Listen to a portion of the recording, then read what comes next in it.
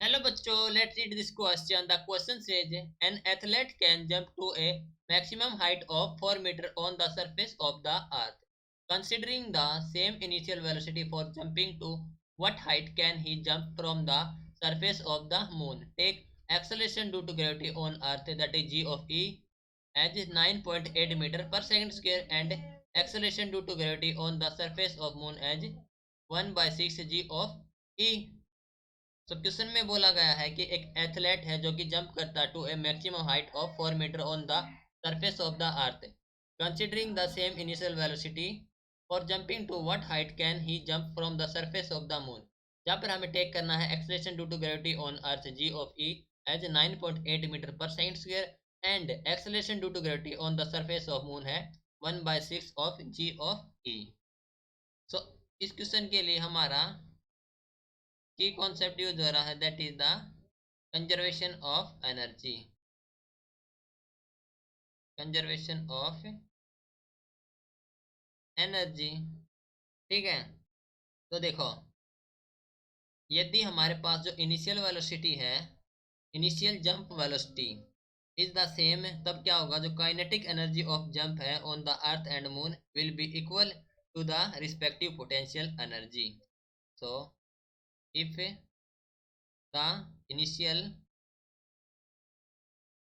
jump velocity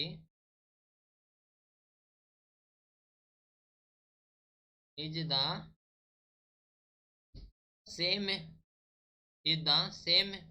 तब क्या होगा, जो काइनेटिक एनर्जी ऑफ जंप है, kinetic energy of jump on earth and moon, on earth and moon, वो क्या होगी, वो इक्वल हो जाएगी पोटेंशियल एनर्जी के, पोटेंशियल एनर्जी, ठीक है। तो from the conservation of energy, from conservation of energy क्या हो जाएगा हमारे पास है, जो काइनेटिक एनर्जी हो जाएगी equal to the potential energy. तो हम कह सकते हैं कि जो काइनेटिक एनर्जी है that is half of m v square is equal to m g h, ठीक है। Now from here half of m v square